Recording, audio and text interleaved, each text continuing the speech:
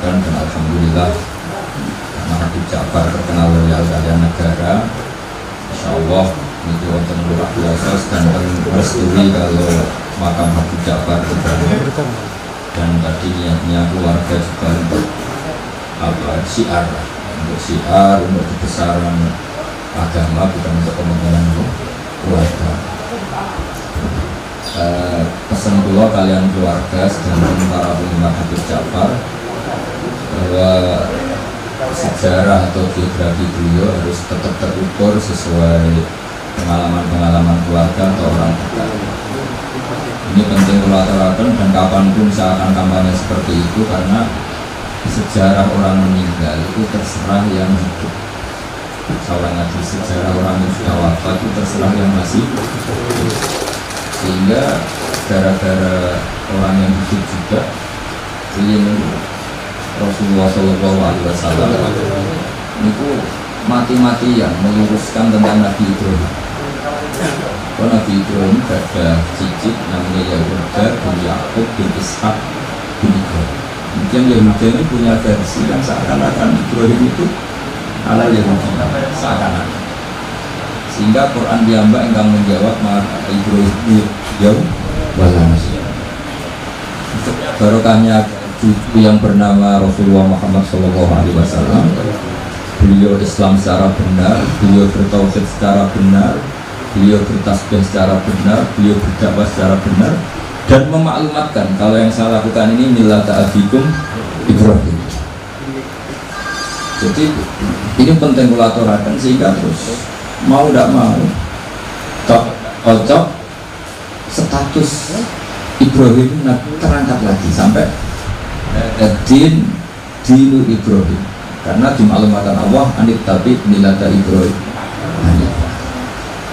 Terus pengalaman dari sejarah itu juga pengalaman tentang sejarah Gus Dur atau sejarah tokoh-tokoh besar. Artinya itu saya mohon dari keluarga ini punya baku, punya standar versi yang sampai anak cucu kita ini yang dipakai adalah standar. Utamanya ya Habib Lutfi, terus Habib Umar yang dari Muhyiddin, dari keluarga Habib Bidin, dari penderek banyak, supaya ada yang bertanggung jawab terhadap versi standar itu. Meskipun versi yang lain mungkin tidak bisa dihindari. Mohon betul apa-apa santai. Terus ini pesan pulau.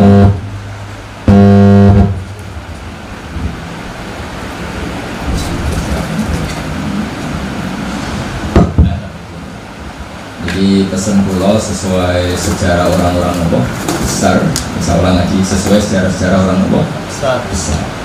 Jadi misalnya pentingnya ada makom gini satu. Misalnya di situ ditulis ayat kursi saja, atau ditulis pesan-pesan apa, itu sudah maklumat kalau beliau ini pengaku mazhab ahli sunnah. Terus pesan-pesan beliau yang diulang-ulang, negara ditoto jidora arek.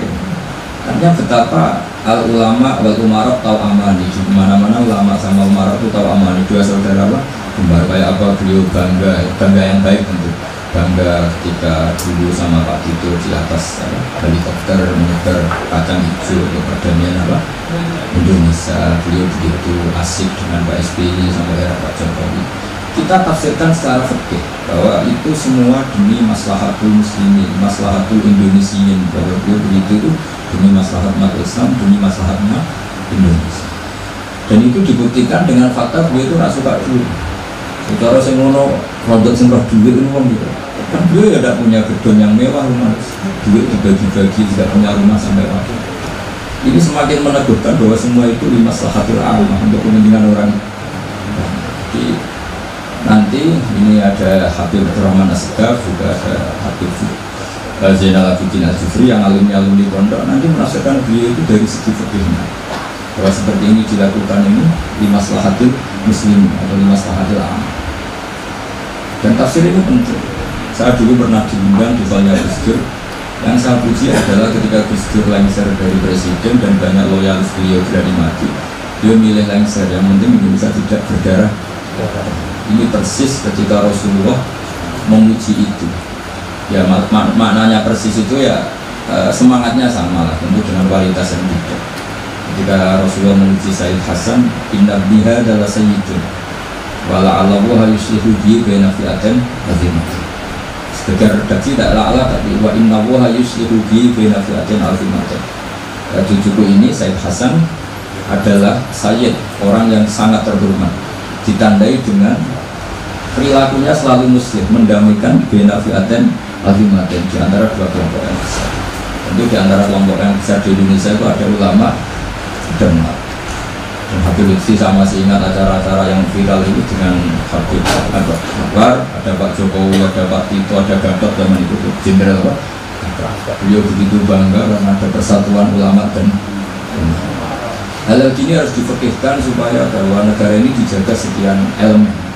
Negara juga harus merasa butuh elemen-elemen yang lain juga merasa butuh. Dan ini dimiliki Habib Ja'far min awalil amri, bukan setelah rame-rame, mulai dulu juga beliau seperti itu. Saya pernah menyaksikan beliau dengan Mbah Mun di Ghazali. Ghazali kan beliau selalu menghentikan negara itu ditoto jadi orang. Mendoakan Amerika presidennya damai dengan Indonesia karena dunia ben gak geger katanya. Nah, lepas dari cara beliau ngendikan seperti itu, kita bisa menfekihkan memang wa ma arsalnaka illa rahmatal lil alamin, bahwa agama ini memang untuk rahmat bagi semua. Nah, maksud saya bisa matur ini ke Habib Bidin, ke keluarga, bahwa penafsir standar itu kedah wonten supaya nanti tidak versinya yang murat-marit. Karena kita punya pengalaman kan, sebesar Rasulullah saja nyuwun sewu terjadi hadis apa? Maudhu.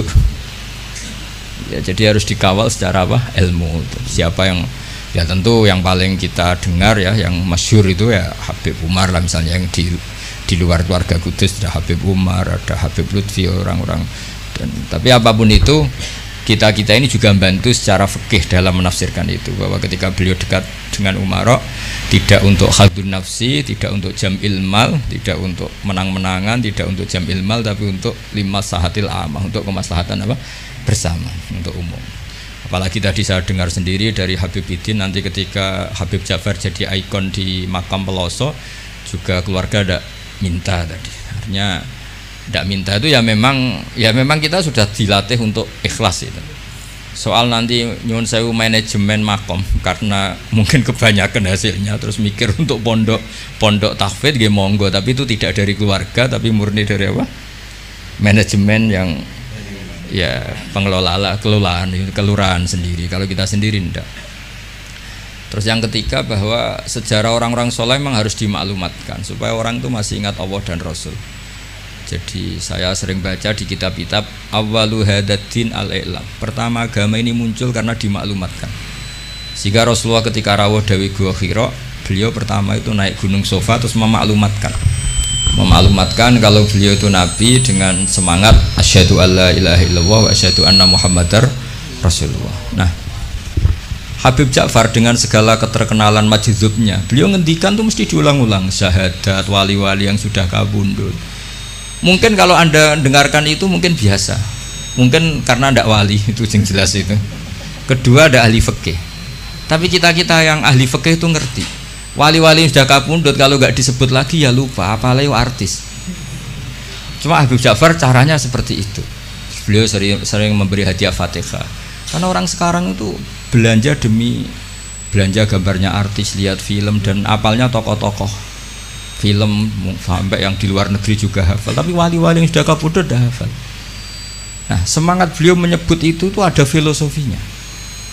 Itu yang nggak wali pasti tidak paham, yang nggak ahli fikih yang nggak paham, malah geremeng kadang. Bulan baleni maksudnya ini serabakat soleh lah yang seperti ini, semoga tobat kan. Jadi itu ada teorinya. Quran sendiri ceritanya juga yang diulang-ulang. Jadi itu ada filosofinya. Itu kan sama dengan semua kiai meskipun monoton selalu bilang wa ala alihi wa sahbihi ajmain. Kata ajmain ini penting karena ciri khas ahli sunnah itu menghormati semua sahabat. Kata wa alihi juga penting karena ciri khas ahli sunnah itu menghormati alun nabi. Makanya kata Basim Asy'ari wa nuhibbu ahlal bait wa nu'azzimu ahlal bait wa nu'azzimu jami'a ashabi Rasulillah. Ciri khas kita ahli sunnah adalah menghormati ahlul bait, memuliakan ahlul bait dan menghormati semua sahabat. Jadi kalimat ini seakan-akan diulang-ulang wa ala alihi washabihi ajmain, tapi ini maklumat sebuah akidah, maklumat sebuah ciri khas. Lah nanti kalau bangun makom juga diniati gini, ini maklumat bahwa bangsa kita menghormati wali, menghormati habib, bukan gagah-gagahan terus seperti itu ndak. Ma'adzallah min dzalik itu ndak akan, tapi sebagai ikon kita bangga, kita tabahi kalau dalam bahasa Arab dengan eksistensi Habib Ja'far. Jadi saya beberapa kali dengarin beliau ketika dengan Pak Jokowi, dengan Gus Ali, dengan Mbah Mun, terus terakhir dengan saya di sini, kenangan saya itu harus difekihkan. Jadi ketika beliau kesini biasanya dikawal dari Mapolda, kemarin saya juga melihat acara pemakaman.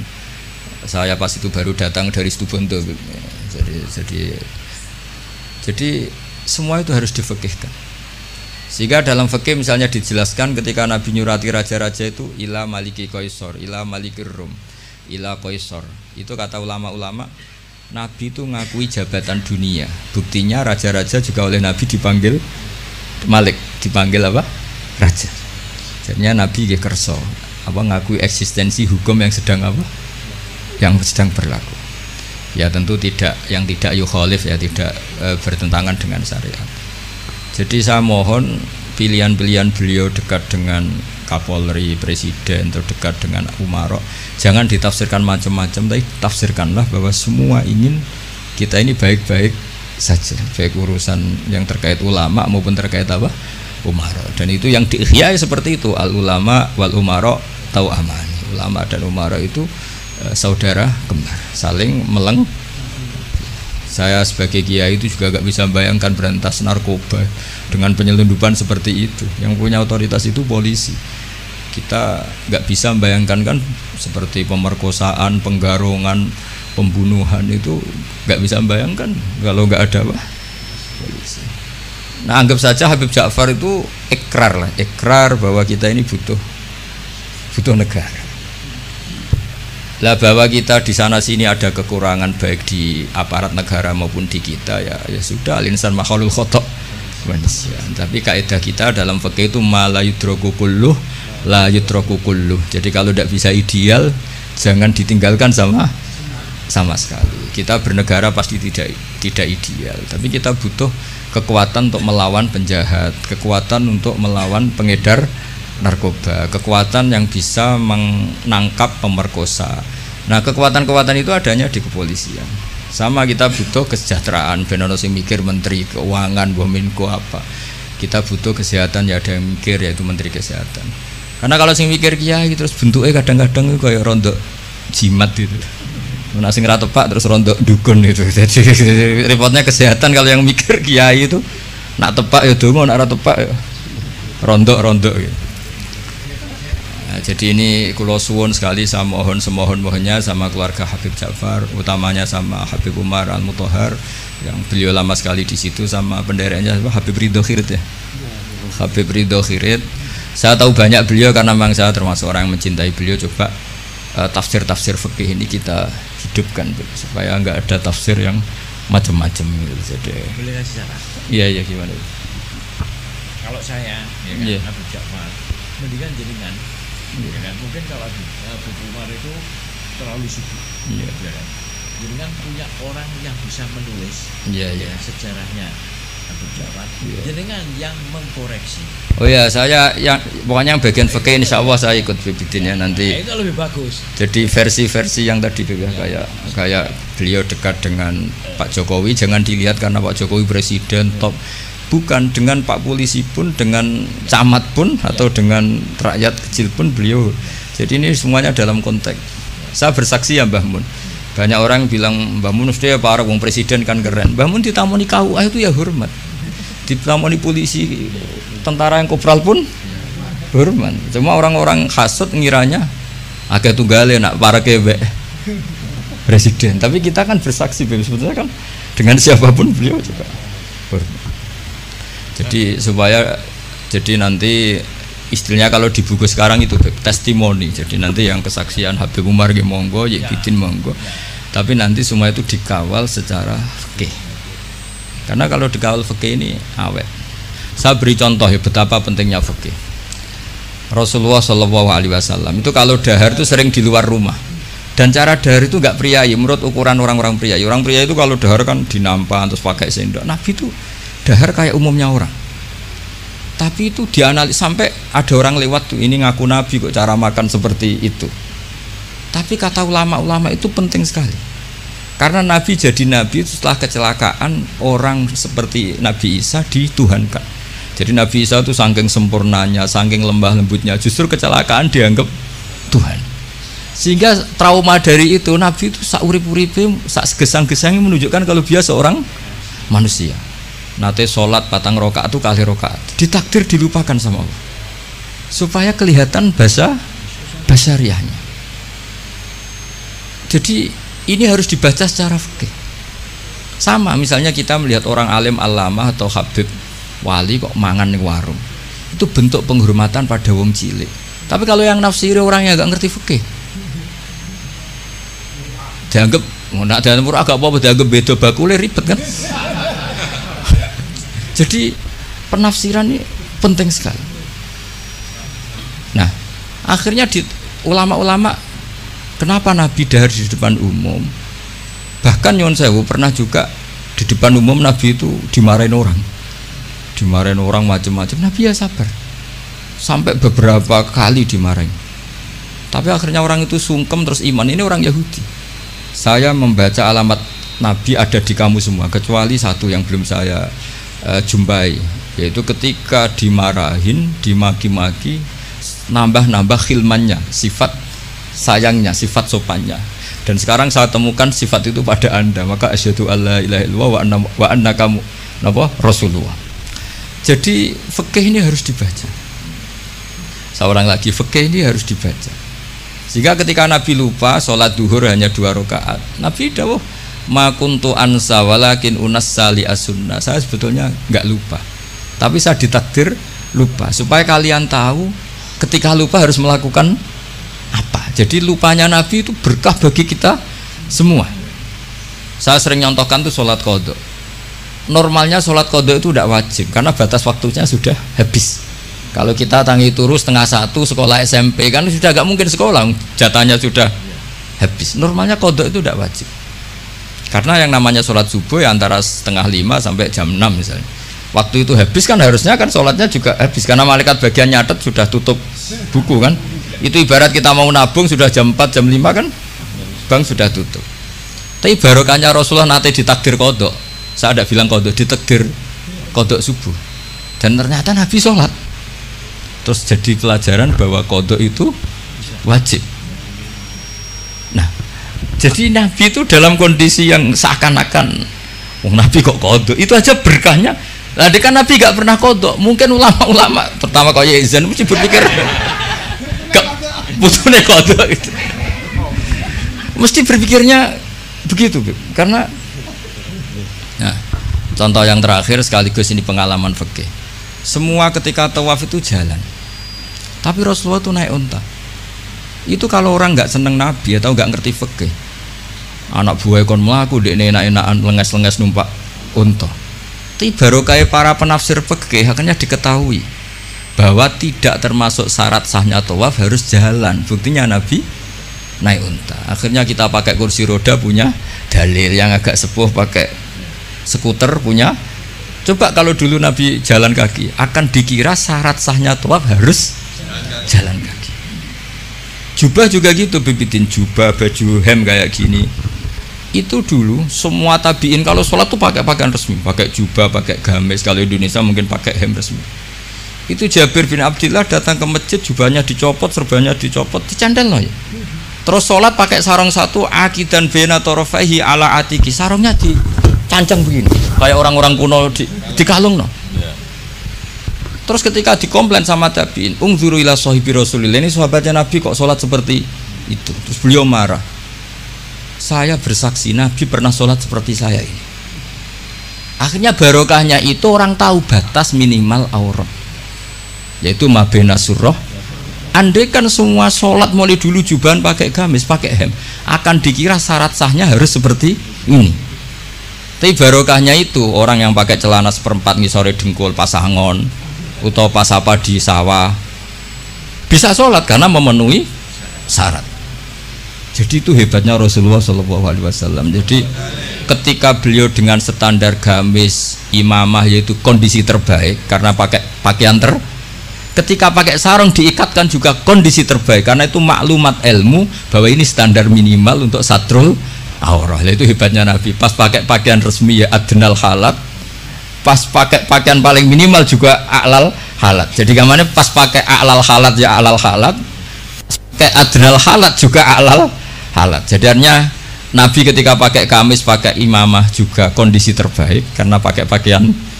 Ketika Nabi hanya pakai sarung satu dan menutupi aurat juga kondisi terbaik karena sebagai maklumat secara ilmu bahwa itu batas aurat. Jadi apa? Nabi ketika sholat juga kondisi terbaik, ketika dahar juga kondisi terbaik karena dahari Nabi memaklumatkan aku ini mau terima Nabi ora pangeran.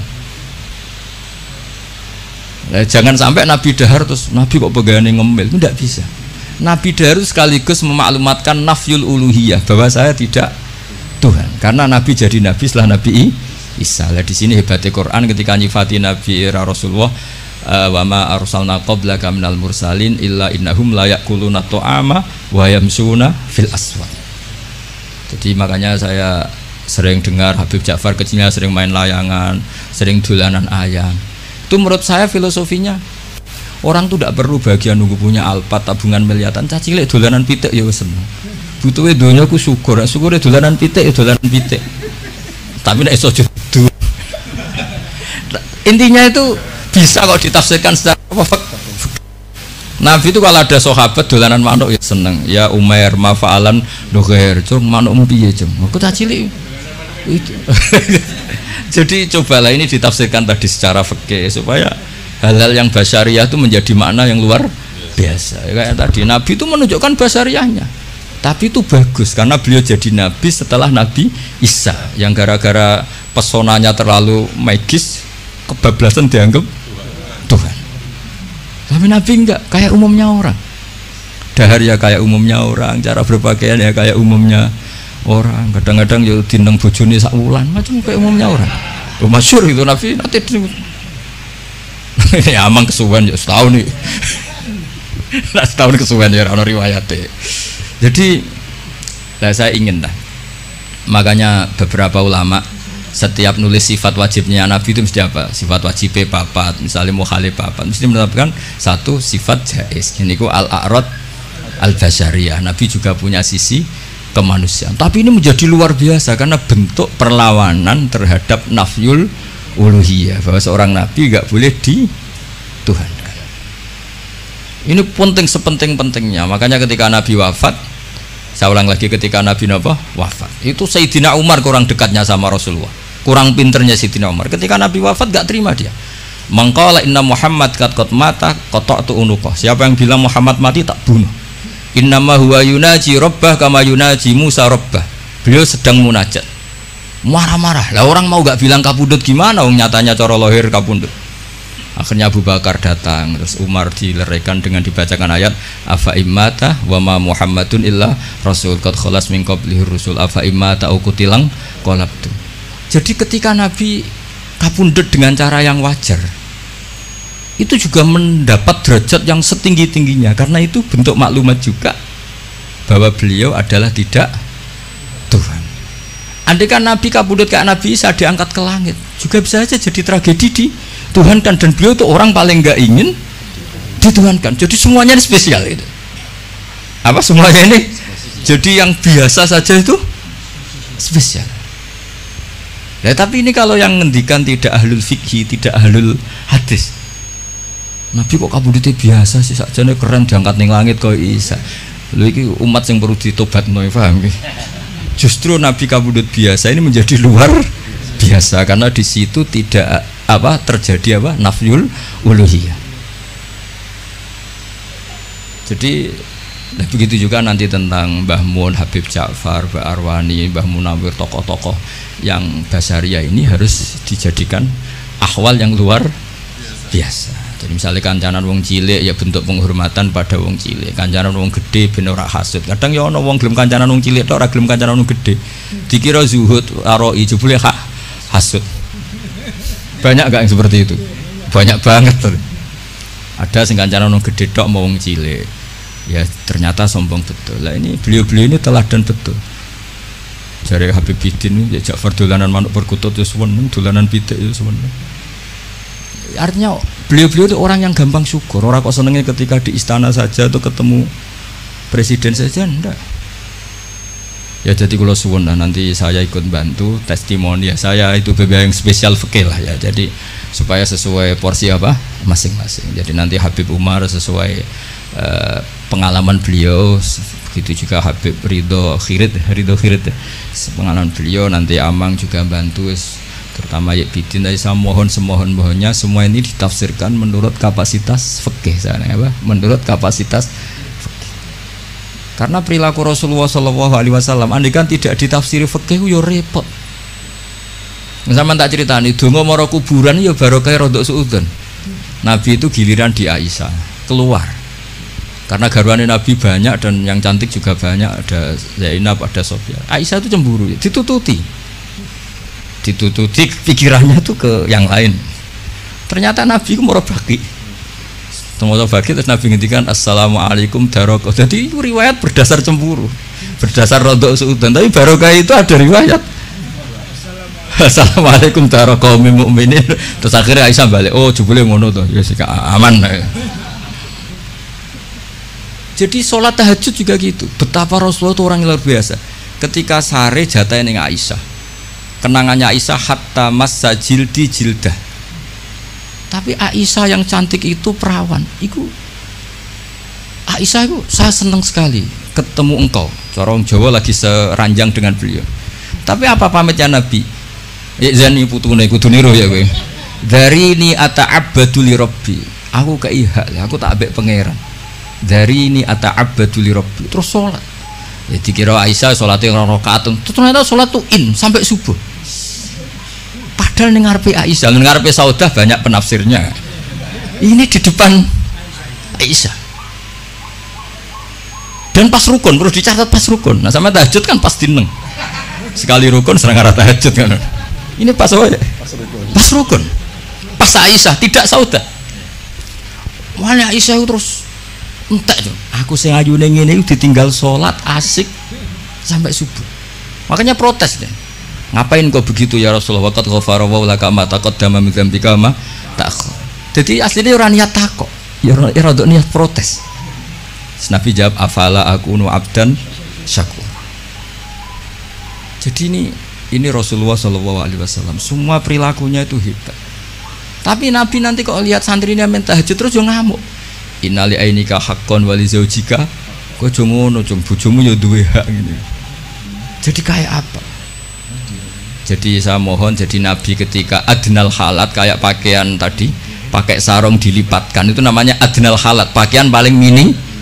Tapi itu secara ilmu menjadi a'lal halat, karena menjadi ilmu bahwa pakaian aurat batasnya satu aurat hanya segitu. Andai kan Nabi selalu pakai jubah dan selalu pakai hem resmi, akan dikira syarat sahnya sholat harus sesempurna itu.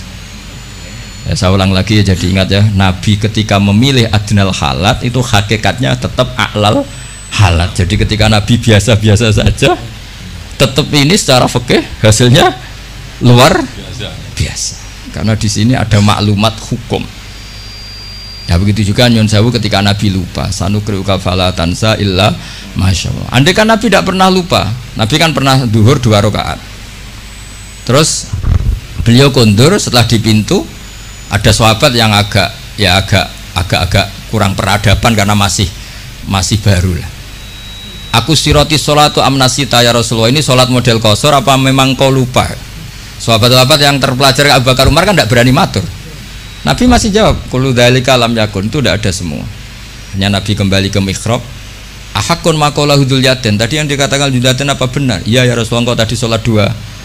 Sahabat yang kayak kula mun seneng, wah ini sholat duhur model baru, berarti mulai besok 2 rakaat dianggap nasah mansuh. Makanya kita tidak tanya, karena inginnya itu memang nasah mansuh. Tapi apa yang terjadi? Nabi terus takbir nambahi 2. Nah, semenjak itu diketahui kalau sholat lupa, ya sudah tinggal nambah jumlah yang dia lupa. Jadi lupanya saja barokah. Jadi semua yang dilakukan Nabi lupanya saja barokah, ditakdir kodok saja barokah. Termasuk dicurigai bojo, dikiting sampai itu ya barokah. Akhirnya ditemukan assalamualaikum daraqaumin mukminin wa inna insyaallah bikum. Dan itu akhirnya yang jadi dalil tahlil. Saya punya kitab namanya itu Tajul A'ros fi Qutbi Habib Soleh bin Abdillah Al-Attas. Itu diantara dalilnya orang tahlilan atau baca Quran di kuburan. Itu dalilnya itu hadis itu. Hadhihi kalimatun ghairul Quran. Ini kalimat tidak Quran, yaitu assalamualaikum daraqaumim. Dan kalimat ini tanfaul mayyita. Karena Nabi tidak mungkin ngendikan sesuatu yang tidak ada gunanya. Kalau kalimat yang tidak Quran saja tanfaul mayyita, manfaati ke mayit, apalagi kalimatul Quran. Lagi-lagi barokah. Padahal itu peristiwanya dikiting tadi. Dicurigai tadi. Jadi saya mohon nanti buku tentang beliau itu segera diterbitkan keluarga dengan niat supaya versi itu tidak berseliweran. Sama seperti Rasulullah, akhirnya ada hadis sahih macam-macam. Kenapa ada hadis sahih? Supaya yang maudhu ini tidak berseliweran. Nggih, ngatur mawon matur nuwun sanget. Assalamualaikum warahmatullahi wabarakatuh.